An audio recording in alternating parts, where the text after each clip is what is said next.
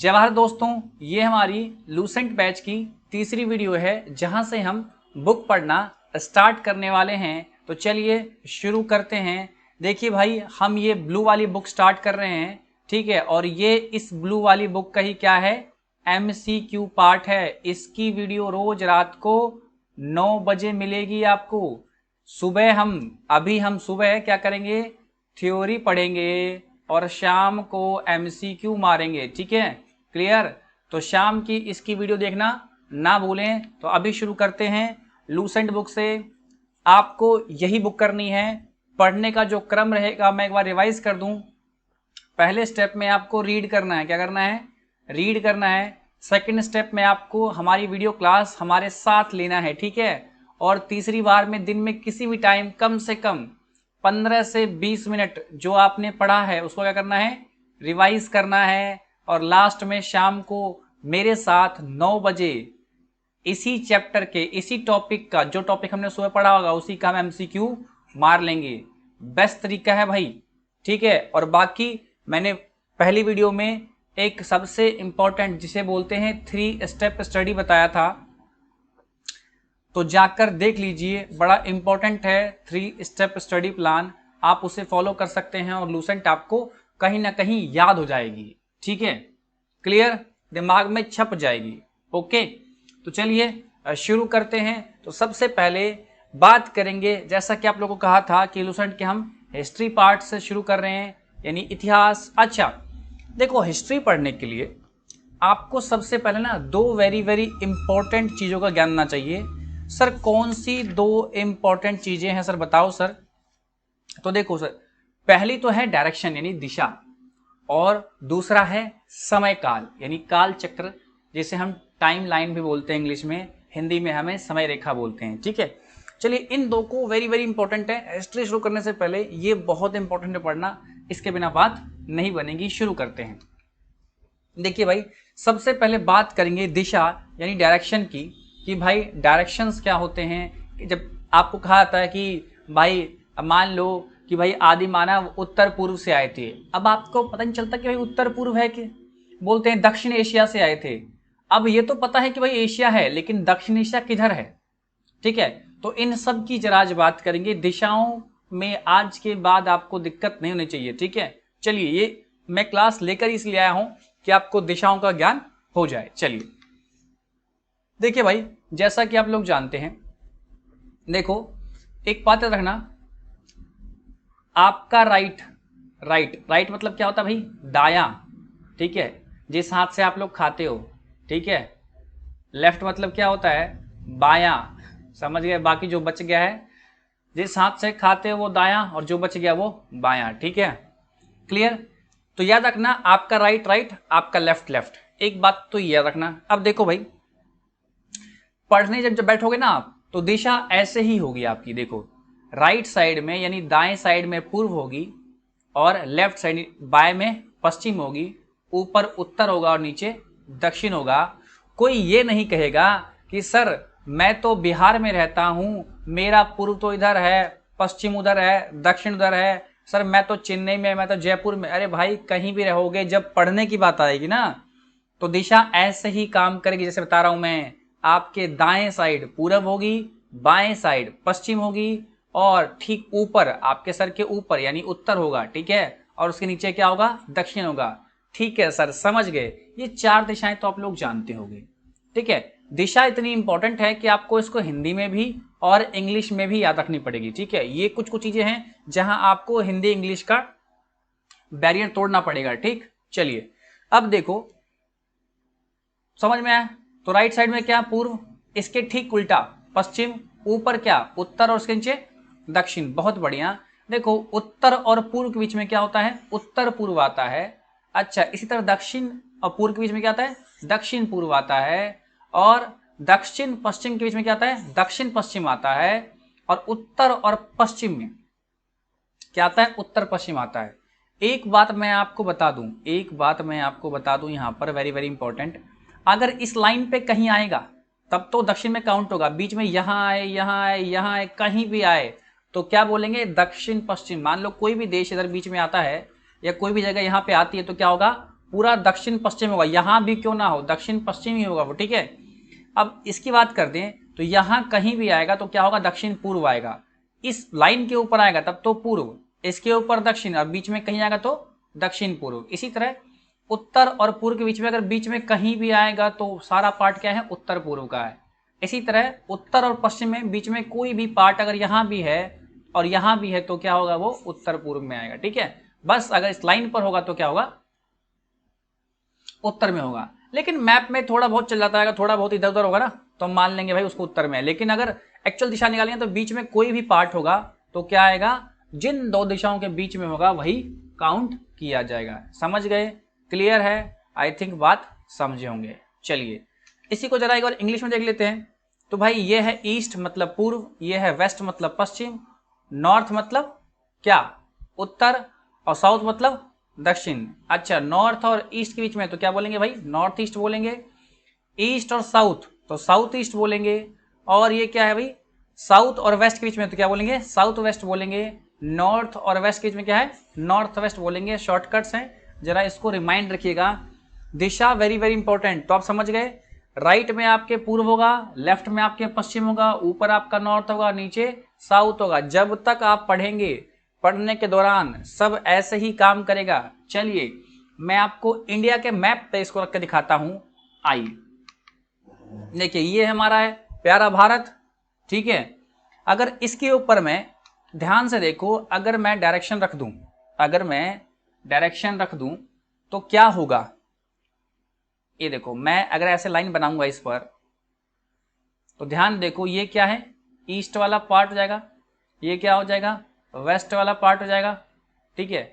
ये क्या हो जाएगा, नॉर्थ, और ये क्या हो जाएगा, साउथ, ठीक है। क्लियर है, आप यहाँ कंपास भी देख पा रहे हैं, क्लियर है। तो ये है पूर्व का पार्ट, ये है पश्चिम का पार्ट, ये है उत्तर का पार्ट, और ये है दक्षिण का पार्ट। क्लियर, जरा याद रखिएगा, समझ गए। चलिए ये जो आपको दिख रहा है ये है एशिया का मैप। कहते हैं ना कि पूर्व एशिया से आया, पश्चिम एशिया से आया। तो अगर मैं इसके ऊपर डायरेक्शन की लाइंस अगर खींच दूं, जरा देखो, तब आपको दिखाई देगा कि भाई कोई कहेगा कि पश्चिमी एशिया से आया तो दिखाई देगा भाई इस साइड से आया होगा, ठीक है। कोई कहेगा पूर्वी एशिया से आया तो इस साइड से आया होगा। कोई कहेगा उत्तरी एशिया से आया तो मतलब इस साइड से आ रहा होगा। आपको इमेजिन करना है, साउथ से आ रहा तो इस साइड से आ रहा होगा, ठीक है। तो यानी आपको दिशाओं का आइडिया होना चाहिए, ठीक है। क्लियर है, बात समझ गए। चलिए सर एक बार और सर, तो ठीक है, ये देखिए थोड़ा कलर कर देते हैं, आपको देखने में थोड़ा मजा आएगा। ये है एशिया का मैप। अगर मैं इस पर फिर से डायरेक्शन खींच दूं तो कोई कहेगा पूर्वी एशिया से आया है तो मतलब वो इस साइड से बंदा आ रहा होगा, इस साइड से आ रहा होगा। क्योंकि अब पश्चिमी एशिया से आया तो इस साइड से आएगा वो। अब कहेगा कि जो भारत में थे वो क्या है, थे उत्तर पश्चिमी एशिया से आए थे। तो भैया अगर इसको देखो, उत्तर पश्चिमी एशिया क्या, ये वाला पूरा पार्ट, ये वाला पूरा पार्ट है ना। तो इस तरह से आपको ध्यान रखना है कि किसी भी दिशा में अगर बोलेगा तो आप दिमाग में इमेजिन कर पाओ, अच्छा एशिया बोल रहा है तो एशिया के मैप में उत्तर बोल रहा है तो ऊपर होगा, दक्षिण बोल रहा है तो नीचे होगा, और पूर्व तो दाएं और पश्चिम तो बाएं, ठीक है। इस तरह से आपको याद रखना पड़ेगा, वरना जब बोलेंगे ना कि भाई पूर्वी एशिया से आए, पश्चिम एशिया से आए या दक्षिण एशिया से आए तो आपको आइडिया नहीं चलेगा पता, अगर ये दिशा का ज्ञान आपको नहीं होगा। इसके बाद आई थिंक ये समझ गए होंगे। इसके बाद जो सबसे इंपॉर्टेंट है टाइमलाइन, ठीक है। यार देखो एक बात बताऊं, समय आज भी है कल भी है। देखो जब हम नहीं थे तब भी समय था, ठीक है। आज हम हैं तब भी समय है, और जब हम नहीं रहेंगे, सब दुनिया खत्म हो जाएगी, तब भी समय रहेगा। समय तो क्या है, अनंत है। तो सर हमें कैसे पता कि समय कैसे बना, या हम जो बोलते हैं सर 2012 2013 ये कैसे हुआ। तो मेरी बात समझो, समय को तो कोई डिफाइन कर ही नहीं सकता, क्योंकि इंसानों से पहले, पृथ्वी के बनने से पहले भी टाइम था, पृथ्वी है तब भी टाइम है, और पृथ्वी कल को खत्म हो जाएगी लाखों वर्षों बाद, तब भी समय रहेगा, ठीक है। तो समय की कोई डेफिनेशन नहीं है, लेकिन हमें समझना है। तो समझने के लिए हमने इसको, समय को हमने 3 पार्ट में डिवाइड कर दिया है, मेनली 2 पार्ट में डिवाइड किया है कहो तो, ठीक है। जरा मैं आपको समझाने का प्रयास करता हूं। अगर थोड़े बच्चों ने, आप लोगों ने मैथ्स पढ़ी होगी तो अभी आपको ये दिख रहा है क्या है, संख्या रेखा दिख रही होगी। देखो यहां पर क्या है, एक 0 लिया हुआ है, ठीक है। 0 के राइट साइड, राइट मतलब दाएं तरफ, ठीक है। दाएं तरफ क्या है, सारे प्लस के नंबर हैं, +1 2 +3 +4 +5 +6, ठीक है। और इसके क्या है, लेफ्ट साइड क्या है, सारे माइनस के नंबर हैं, -1 -2 -3। बात समझे। अगर आपको पता होगा धर्म के बारे में तो भाई 4 तो धर्म तो वैसे बहुत तरह के हैं, लेकिन 4 मेन धर्म है। कौन से हैं भाई, जो आप लोग सुनते हो देखते हो डेली लाइफ में, क्या है, हिंदू, मुस्लिम, सिख और ईसाई। यानी ईसाई धर्म की मैं बात करूंगा। यहाँ जो ईसाई धर्म के जो भगवान हैं, पता है आप लोग को कौन है? अगर पता है तो जरा कमेंट कीजिए वीडियो रोक के पहले। वो है जीसस क्राइस्ट, ठीक है, जिसके बर्थडे के दिन हम क्या करते हैं, 25 दिसंबर यानी क्रिसमस मनाते हैं। तो जब जीसस क्राइस्ट का यानी ईसा मसीह का, जो ईसा मसीह थे उनका जो जन्म हुआ, उनके जन्म के वर्ष को 0 मान लिया गया, ठीक है। उनके जन्म के वर्ष को 0 मान लिया गया। अच्छा, उनसे जो पहले का समय था, जो जीसस क्राइस्ट के पैदा होने से पहले का समय था, उसको कहा गया BC, यानी माइनस वाले सारे नंबर को क्या गया, BC कहा गया। और उनके जन्म के वर्ष को कहा गया AD, ठीक है। अच्छा, BC का मतलब होता है बिफोर क्राइस्ट। क्या होता है, बिफोर क्राइस्ट, ठीक है। क्लियर, बात समझे। अच्छा, और जो बाद का समय है, जो बाद का समय है उसको बोलते हैं एनो डोमिनी। क्या बोलते हैं भाई, एनो डोमिनी, ठीक है। अच्छा, याद रखना कुछ लोग इसको ना आफ्टर डेथ भी पढ़ने लगते हैं, आफ्टर डेथ ही पढ़ने लगते हैं। अरे पेन को क्या हो गया जी, चलो चल रहा है। कुछ लोग इसको एनो डोमिनी बोलते हैं, कुछ लोग इसको आफ्टर डेथ ही बोलते हैं, लेकिन वो गलत है। आफ्टर डेथ नहीं, इसका जो सही मीनिंग है वो क्या है, एनो डोमिनी है। यानी ईसा मसीह के जन्म को लिया गया 0, ठीक है, मतलब जब वो पैदा हुए, और उसके बाद के समय को बोला गया AD। क्या बोला गया, AD, जिसे आज हम बोलते हैं ईसवी। क्या बोलते हैं हम, ईसवी बोलते हैं। ईसवी क्या है, चलता है सीधा सीधा, कोई टेंशन ही नहीं है। जैसे आप सुनते हो ना 2021, 2022, 2023, ऐसा सुनते हुए आप लोग आ रहे हो। तो ये क्या है, आप जैसे से बढ़ रहा है वैसे वैसे साल बढ़ते हैं, तो इसमें कोई दिक्कत नहीं है। देखो कहेंगे 780 ईस्वी, अभी सब पढ़ेंगे, 1200 ईस्वी और 1300 ईस्वी। तो ये क्या चलता है, सीधा चलता है। क्या चलता है भाई, सीधा। मतलब पहले 700 ईस्वी आई होगी, फिर 800 ईस्वी आई होगी, फिर 900 ईस्वी, फिर क्या है 2000 ईस्वी। जब भी वर्ड आए ईस्वी यानी AD, तो समझ जाना बिना किसी लाग लपेट के सीधा सीधा चलेगा। मतलब 2001 ईस्वी, 2002 ईस्वी, तो क्या चल रहा है, सीधा सीधा चल रहा है बिना किसी दिक्कत के। लेकिन जो BC है यानी बिफोर क्राइस्ट है, ये उल्टा चलता है। क्या चलता है, उल्टा, ठीक है। आओ जरा मैं समझाने का प्रयास करूं आपको, थोड़ा सा आपको मैं समझाने का प्रयास करूं। देखो भाई, आपको ये तो पता होगा, देखो जिन लोग की थोड़ी सी मैथ्स कमजोर है जरा वो समझ लें। ये नंबर लाइन है, आपको पता है अगर राइट साइड जाएंगे, प्लस में जाएंगे, तो जो बड़ा वो बड़ा। अगर मैं कहूं 6 और 7 में कौन बड़ा, तो कहोगे सर 7 बड़ा, ठीक है। तो जो बड़ा सो बड़ा, यानी अगर राइट साइड जाएंगे तो जो बड़ा सो बड़ा। लेकिन अगर लेफ्ट साइड जाएंगे ना, तो माइनस में क्या होता है, उल्टा काम करता है। माइनस में क्या होता है, उल्टा काम करता है। जो सबसे बड़ा दिखता है वो सबसे छोटा होता है।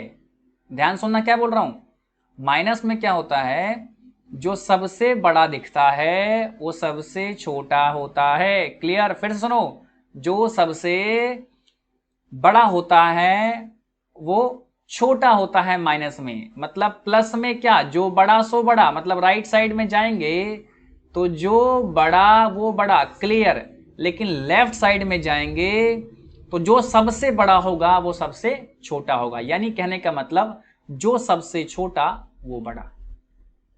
ठीक है, समझ गए बात को। ये तो थी नंबर लाइन की कहानी।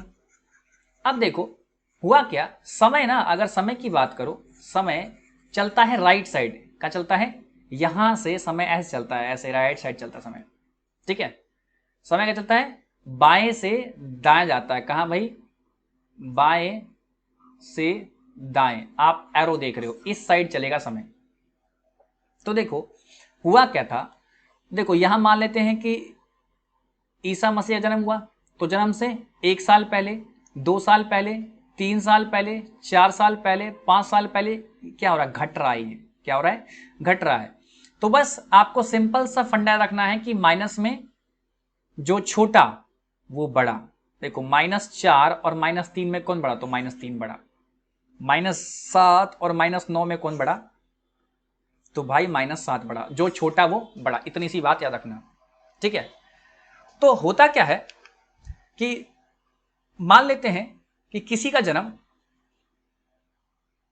840 बीसी में हुआ, याद रखना बीसी यानी बिफोर क्राइस्ट में हुआ। इसको हिंदी में क्या बोलते हैं, ईसा पूर्व। क्या बोलते हैं, ईसा पूर्व। पूर्व मतलब होता है पहले, ठीक है, ईसा पूर्व मत, क्लियर है। और एडी को क्या बोलते हैं भाई, ईसवी। क्या बोलते हैं, ईसवी। ईसवी मतलब बाद का, और ईसा पूर्व मतलब ईसा मसीह से पहले का समय, ठीक है।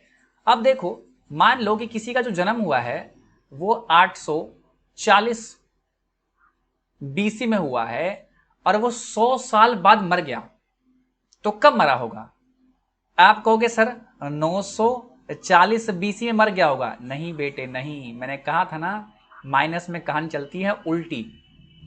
तो देखो -840 यहां कहीं रहा होगा, उसके बाद अगर आगे बढ़ेंगे तो क्या रहेगा, क्योंकि समय तो ऐसे चल रहा है ना। आपको देखो क्या माइनस घट रहा है, माइनस क्या हो रहा है, घट रहा है इधर राइट साइड में। तो यहाँ क्या होगा 740, यहाँ क्या होगा 640, फिर 540, क्या हो रहा है, घट रहा है। देख रहे हो, घटता हुआ दिख रहा है आपको समय। तब ना 0 होगा ईसा मसीह के जन्मदिन पे और फिर बढ़ना शुरू होगा। तो अगर किसी का जन्म 840 में हुआ है और 100 साल बाद मर गया है, तो जो मरा होगा कब मरा होगा, वो 740 बीसी में चलता है, ठीक है।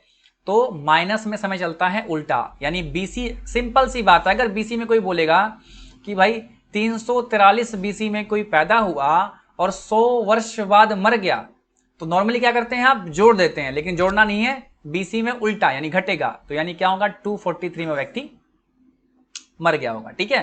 क्लियर है, बात समझे। एक बार मैं फिर से फ्रेश बताता हूं आपको कि 0 लिया गया ईसा मसीह के जन्मदिन को, और उसके बाद के समय को बोला गया एडी, जिसे हम बोलते हैं क्या, ईसवी। क्या बोलते हैं, ईसवी। ये चलता है बिल्कुल सीधा, इसमें कोई लाग लपेट नहीं है। जैसे जैसे आगे बढ़ेंगे वैसे वैसे बढ़ता जाएगा, इसमें जो बड़ा वो बड़ा। लेकिन बात करें बीसी की, इसे बोलते हैं क्या, बिफोर क्राइस्ट यानी ईसा पूर्व। ईसा पूर्व, इसमें क्या होता है, उल्टा होता है, जो छोटा वो बड़ा, जो छोटा वो बड़ा। पहली चीज तो ये। और दूसरी बात क्या है कि मान लेते हैं कि किसी का जन्म 610 ईसा पूर्व में हुआ और 20 साल बाद वो मर गया, तो जोड़ना नहीं है दोस्तों, घटेगा। तो किसमें, 590 बीसी में मर गया होगा, क्योंकि देखो 610 इधर होगा माइनस में, इसके बाद ना आएगा 590। देखो ना ऐसा ना बढ़ रहा है, तो 10 से पहले क्या है, 9 है, तो 610 से ठीक पहले क्या होगा, 590 है। और क्योंकि समय ऐसे चल रहा है, समय तो ऐसे जा रहा है ना जी, तो 590 पहले पड़ेगा। तो यानी हमें हमेशा जब भी बीसी में बात करेगा तो समय क्या करना है, घटाना है। कहेगा कि 745 बीसी में कोई पैदा हुआ और 40 वर्ष बाद मर गया, तो आपका आंसर 785 नहीं होना चाहिए, गलत आंसर है। क्या आंसर होगा, 705। क्लियर है, यानी बीसी में चलता है समय उल्टा। चलिए अब आगे बढ़ते हैं और आते हैं अपने पहले टॉपिक पे। अगर आप लूसेंट की बुक खोलेंगे तो सबसे जो पहला टॉपिक है वो है भारत का इतिहास। तो चलिए भाई पढ़ते हैं हिस्ट्री ऑफ इंडिया। आइए देखिए भाई, अगर आप देखें तो भारत के सबसे पहली बात जो करता है वो भारत देश के नाम की बात करता है। तो देखिए क्या कह रहा है, उत्तर में हिमालय से लेकर दक्षिण में समुद्र तक फैला उपमहाद्वीपीय भारतवर्ष के नाम से जाना जाता है, यानी भारत के जो उत्तर में है। अभी मैंने बताया था दिशा आपको, अब आपको याद थोड़ा पड़ रहा होगा दिशा, ठीक है। उत्तर में क्या है भाई, हिमालय है, और दक्षिण में क्या है, समुद्र है, ठीक है। दक्षिण में क्या है, समुद्र है, और इसका हम भारतवर्ष के नाम से ज्ञात है, ठीक है। जिसे महाकाव्य तथा पुराणों में भारतवर्ष अर्थात भरतों का देश तथा यहाँ के निवासियों को भारतीय अर्थात भरत की संतान कहा गया है। भरत एक प्राचीन कबीले का नाम था और प्राचीन भारतीय अपने देश को जम्बू देश अर्थात जम्बू यानी जामुन के वृक्षों का द्वीप कहते थे। तो भाई देखो, जो भारत के उत्तर में क्या है, हिमालय है, और दक्षिण में क्या है, समुद्र है, और यह एक उपमहाद्वीप है जिसका नाम था भारतवर्ष था, और जिसे महाकाव्य और पुराणों में भारतवर्ष कहा गया, यानी, और इसका अर्थ क्या होता है, भरतों का देश।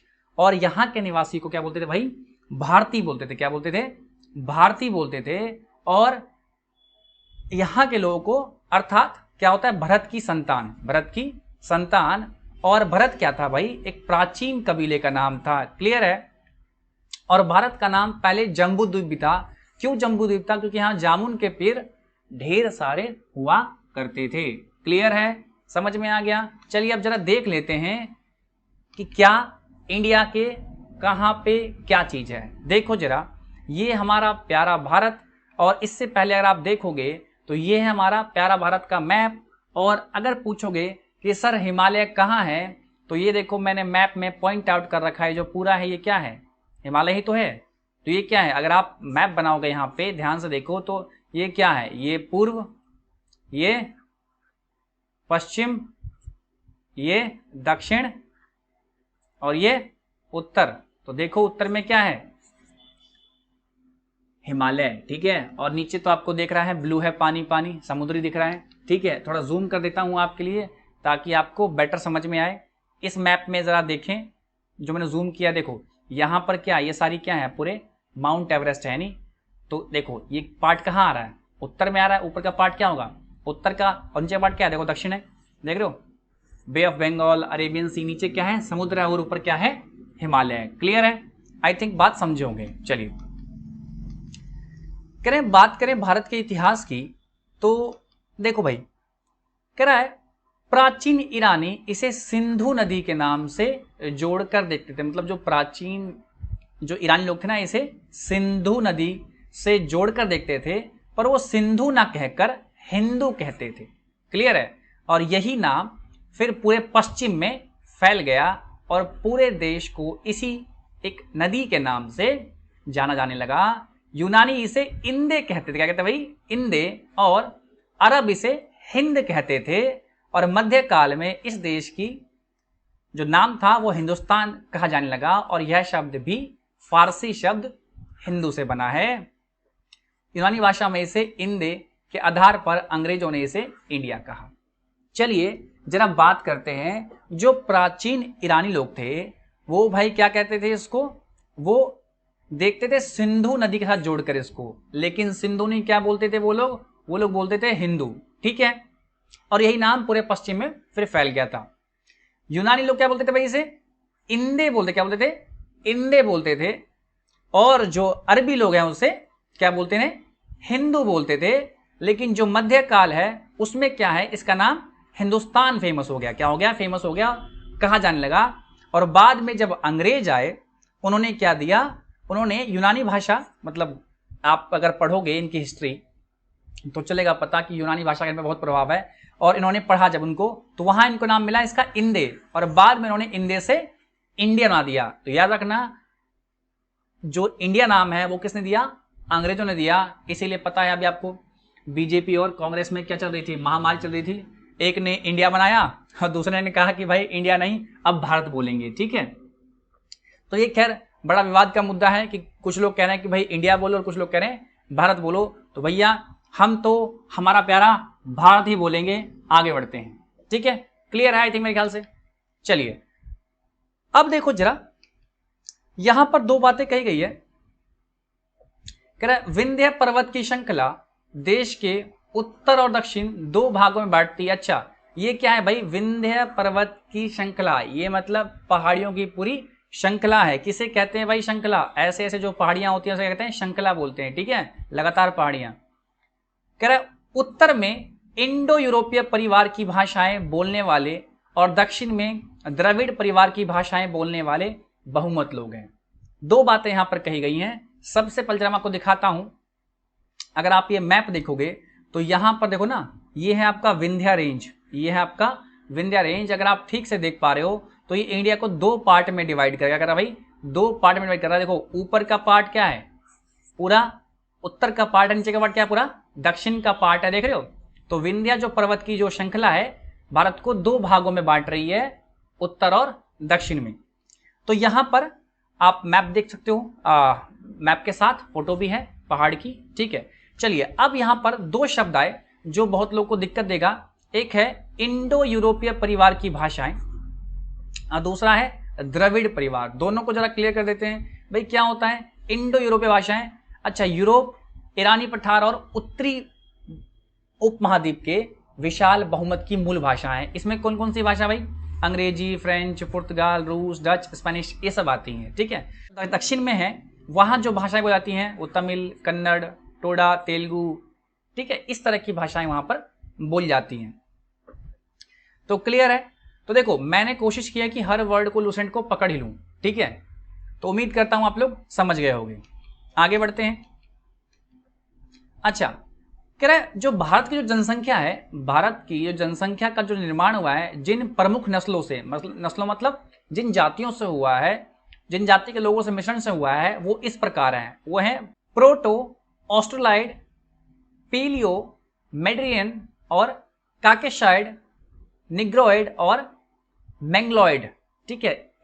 इन सब से ये क्या थी? नस्लें थी जिनसे भारत की जो नस्लें हैं यानी भारत के लोग, इन ये जो पूर्वज थे ये लोग थे, ठीक है। इन्हीं नस्लों से लोग भारत के लोग बने हैं। जरा बात करते हैं इन सब के बारे में कि अभी ये लोग क्या हैं और कहाँ कहाँ मिलते हैं। देखो भाई, जो प्रोटो ऑस्ट्रोलाइड थे ये क्या थे भाई? ये नस्ल काफी पुरानी है और भारत के उत्तरी पूर्वी, देखो याद आया ना, आप देखो दिशा आपको चलेगा पता। अब जरा इमेजिन करो और मैप पे रख देना, उत्तरी पूर्वी हिस्से में पाई जाती है। क्लियर है? अब जो है पेलियो मेडिटेरियन है, ये मिलती है कहाँ भाई? ये नस्ल ज्यादातर भारत के पश्चिम और उत्तरी पश्चिम हिस्सों में पाई जाती है। अब देखो जिसको दिशा का ज्ञान नहीं था वो बता नहीं पाएगा कि पश्चिम और उत्तरी पश्चिम कहाँ हो रहे, ठीक है।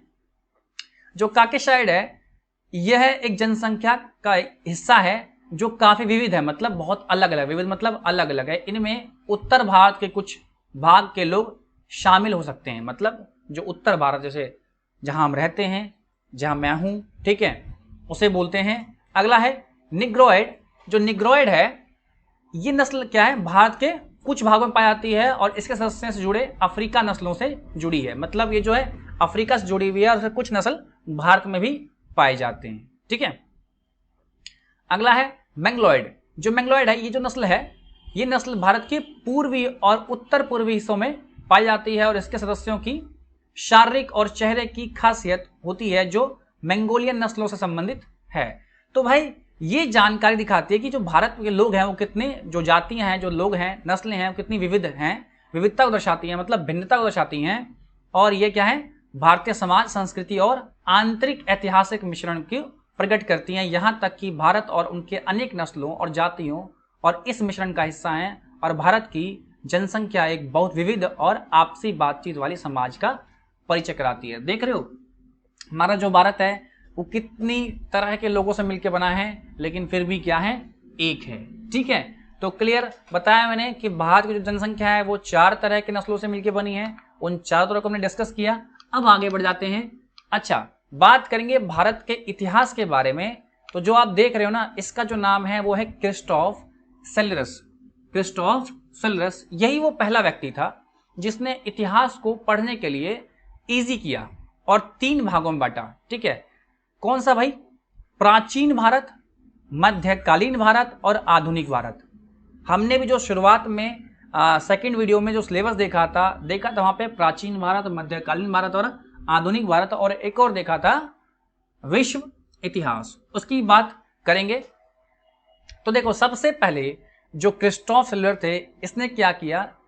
इतिहास को यानी हिस्ट्री को 3 भाग में बांटा, प्राचीन भारत, मध्यकालीन भारत और आधुनिक भारत, ठीक है। और कब किया भाई? 1638 से लेकर 1707 एडी, देख रहे हो, एनो डोमिनी, यानी अभी से लगभग 400 साल पहले की बात है, ठीक है।